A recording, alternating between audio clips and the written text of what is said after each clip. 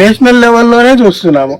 India కూటమి ఎంత అద్భుతంగా పెట్టారు. ఇండియా పేరు కూడా బాగుంది. వాడు ఎన్డీఏకు వీడికి ఆపోజిట్ గా ఇండియా పెట్టాడు, బాగుంది అనుకున్నాం. మరి కలవట్లేదే, ఓడిపోతున్నారే. మరి ఎట్లా ఈ మూఢత్వాన్ని ఎట్లా ఎదుర్కొంటారు మీరు? దేశంలో మూఢత్వం ఒక కొండలాగా ఉంది. ఇట్లా చూడాలి.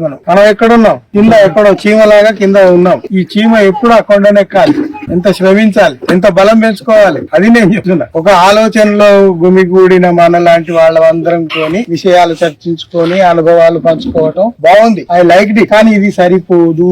ఎందుకు సరిపోదు అంటే మనం అందరం ఒక ఆలోచన విధానానికి ఉన్నాం. మనం ఇప్పుడు ఏం చేయాలి? ఆ ఆలోచనలోకి రాని వాళ్ళ దగ్గరికి పోయి వాళ్ళని మనము మనలోకి తీసుకురావాల్సిన బాధ్యత ఎవరిది?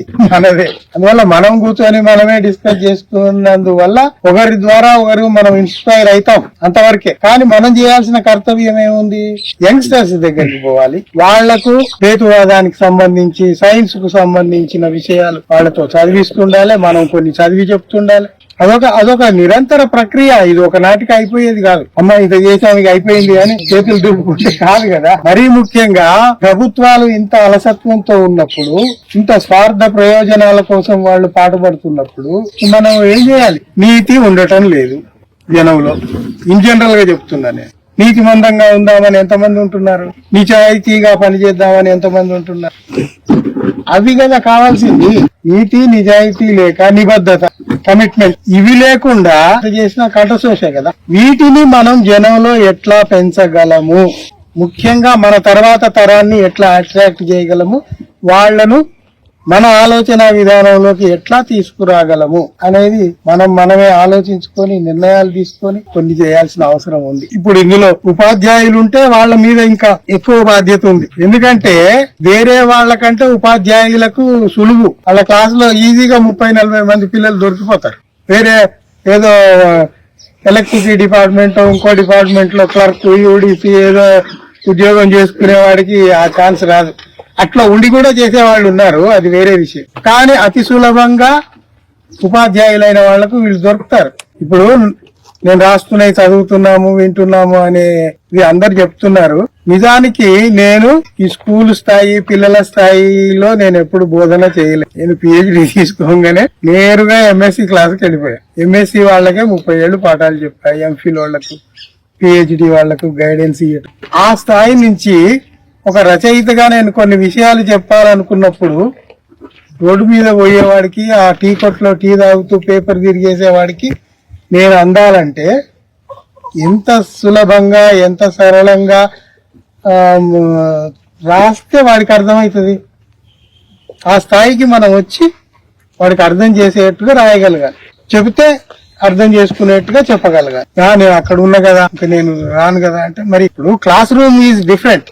నా ఎంఎస్సి క్లాస్ అంటే వాడు డిగ్రీ పాస్ అయ్యి ఫస్ట్ క్లాస్ తీసుకొని అన్ని కష్టపడి అక్కడికి వచ్చాడు. వాడికి నేను బేసిక్స్ నుంచి చెప్పే పని లేదు. ఇక్కడ అట్లా కాదే, బేసిక్స్ నుంచి చిన్న చిన్నవన్నీ చెప్పుకుంటూ రావాలి.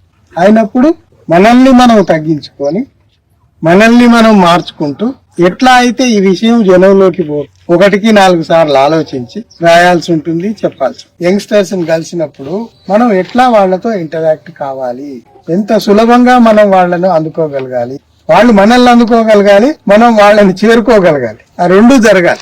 ఆ రెండు జరిగితేనే మనం అనుకున్నది సాధించగలుగుతాం. అవునా కదా? మీరు ఆలోచించి, నాకు దోచింది నేను చెప్తూ ఉన్నా. నువ్వు బేసిక్ గా చాలా మందికి తెలియదేమో, వేరే దేశాలలో హైలీ పైడ్ ప్రొఫెషన్, ఎక్కువ జీతం దొరికే ఉద్యోగము టీచర్. ఇక్కడేమో వాళ్ళు ఎక్కడో కింద పడేస్తారు. పనికిరాని పనులన్నీ ఆ టీచర్లతో చేపిస్తారు. నేను కింద టీచర్ కమ్యూనిటీ గురించి మాట్లాడుతున్నా. ఆ యూనివర్సిటీ లెవెల్ కి ఎవడు రాడు, మమ్మల్ని ఎవడు కదిలియలేదు.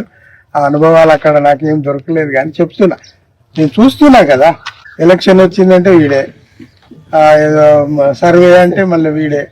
అన్నిటికీ వీళ్ళని ఉపయోగించుకోవటమే తప్ప ఇచ్చే దగ్గర, ఇంక్రిమెంట్ ఇచ్చే దగ్గర గొడవ, డిఏ ఇచ్చే దగ్గర గొడవే, జీతాలు ఇచ్చే దగ్గర కూడా గొడవ, ప్రమోషన్ ఇచ్చే దగ్గర గొడవలే. నిజానికి ఇంత హై పాపులేషన్ ఉన్న ఈ దేశంలో టీచర్లకు సరైన విలువ ఇచ్చి సరైన పద్ధతిలో వాళ్ళని చూసుకుంటే, వాళ్ళతో సరైన పని తీసుకుంటే, వాడు క్లాసులో బోధించే పని వదిలిపెట్టి ఈ రోడ్ ఎక్కి ఆ సర్వేలు చేయండి, అవన్నీ చేయండి, it is not the way. Teaching is something beyond that.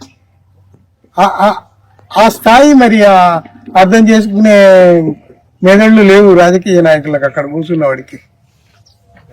A log అయినా ఏ కర్తే చలో జాబ్. ఇప్పుడు అధికారంలో ఉన్న నాయకుల పిల్లలందరూ ఆక్స్ఫర్డ్ లో, కేంబ్రిడ్జ్ లో, కొలంబియాలో చదువుతున్నారు.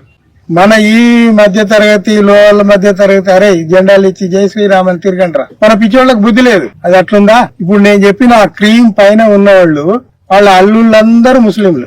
మీరు లెక్క తీసుకోండి, చూసుకోండి. మీరు ఇంటర్నెట్ ఉంది కదా, ఒక్కొక్కటి కొట్టుకొని చూడండి. ఇక్కడ మాత్రం హిందూ ముస్లిం కొట్లాడుకోవాలి.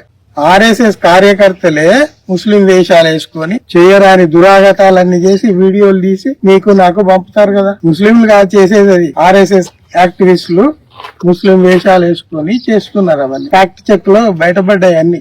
నేను టైం ఉంటే ఇంటర్నేషనల్ ఛానల్స్, నేషనల్ ఛానల్స్ తిరిగేస్తాను. అందులో ఫ్యాక్ట్ చెక్ లో వచ్చిన మీకు చెప్తున్నా. నేను నా సొంత పైత్యం ఏం కాదు ఇది. ఇప్పుడు నేను రాసినవి చదువుతున్నారు అంటే ఎందుకు చదువుతున్నారు? డే టు డే లైఫ్ లో జరుగుతున్నాయన్నీ నేను తీసుకొని దేశంలో ఇట్లా జరుగుతున్నాయిరా అని చెప్తున్నా అంతే. I'm only A carrier. నేను సొంత నా ఓన్ పోయిటరీ కాదు కదా. పోయిటరీయో ఫిక్షనో షార్ట్ స్టోరీ అయితే నాకు నేనే పాత్రలు క్రియేట్ చేసి వాటితో సంభాషణలు పెట్టి నా ఇష్టం ఉన్నట్టు రాసుకుంటా. అది కాదు, ఇది ఆర్ ద ఫ్యాక్ట్స్. అయితే ఆ ఫ్యాక్ట్స్ ను జనాలకు అర్థమయ్యేట్టుగా సులభంగా రాయటం అనేది కొంత ప్రాక్టీస్ చేయాలి. నేను మన ఎంఎన్ఎస్ గ్రూప్ కూడా నేను చెప్పేది అదే. ఆ ప్రోగ్రామ్ లో ఉండండి. ఇప్పుడు ఈ రోజు ఈ మీటింగ్ అయింది, తర్వాత రేపటి నుంచి పుస్తకాలు చదవండి. నేను ప్రతి చోట రాసిన చోట నేను కొన్ని పుస్తకాల పేర్లు చెప్తూ ఉంటాను, ఇస్తూ ఉంటాను. అవి వెతికి మీరు కూడా చదవండి. లేదు మాకు లేని సౌకర్యం ఇప్పుడు మీ అందరికి వచ్చింది, ఇంటర్నెట్ వచ్చింది కాబట్టి బోలెడు సైట్స్ ఉంటాయి. అందులోకి పోయి ఒక్కొక్కటి తీస్తే మీకు అద్భుతమైన విషయాలు. అయితే అవి కూడా మార్ఫింగ్ చేసి విషయాలు మార్చి రాసే వాళ్ళు కూడా ఉన్నారు వాళ్ళు. ఎందుకంటే వాళ్ళు ఒక 4500 మంది సాఫ్ట్వేర్ ఇంజనీర్లను పెట్టుకొని ఫేక్ వీడియోస్, ఫేక్ న్యూస్ చేసి ఇది పార్లమెంట్ లో చర్చకు వస్తే పార్లమెంట్ సభ్యులు చెప్పిందే నేను మీకు చెప్తున్నా. సమాజ్వాదీ పార్టీ, కాంగ్రెస్ పార్టీ, రాహుల్ గాంధీ వీళ్ళంతా మీకు ఇంతమంది సాఫ్ట్వేర్ ఇంజనీర్లు ఎందుకు అవసరము, ఇన్ని వేల వీడియోలు ఎందుకు అవసరము, ఎందుకు దేశాన్ని ఇట్లా చేస్తున్నారు అని వాళ్ళు క్వశ్చన్ చేస్తే దానికి జవాబు చెప్పలేదు ఎవడు. పార్లమెంట్ లోనే జవాబు చెప్పినోడు ఇక్కడ ఈ గల్లీలోకి వచ్చి మన దగ్గరికి వచ్చి చెప్తాడు. ఇన్ బ్రీఫ్ గా మనం చెప్పుకునేది ఏంటంటే రోజుకు రాను అతి ప్రమాదకరమైన పరిస్థితుల్లోకి మనం పోతున్నాము. మనం పోవటం కాదు, మనల్ని వెనక నుండి ఎవరో తోసేస్తున్నారు. ఎవరో మనల్ని బలంగా పుష్ చేస్తున్నారు. ఆ బలాన్ని తట్టుకొని నిలబడగలిగే శక్తి అందరికీ ఉండదు. ఆ ప్రవాహంలో కొట్టుకొని పోతుంటారు. ఉదాహరణకు చెప్తా, ఎలక్షన్లు రాగానే ఎవడన్నా వచ్చి 3000 ఇచ్చాడు అనుకో, ఇంకా వాడి ఐడియాలజీ ఏమి ఉండదు. 3000 ఇచ్చిపోయాడు కదా రాత్రి, ఇప్పుడు పోయి నేను వాడికి ఓటయ్యాను. ఆ ఆలోచనల్లో నుంచి మనిషి ఎదగగలగాలి. వాడు బంధు పోయించాడు కదా, వాడికి ఇక సేవ చేద్దాం, భజన చేద్దాం.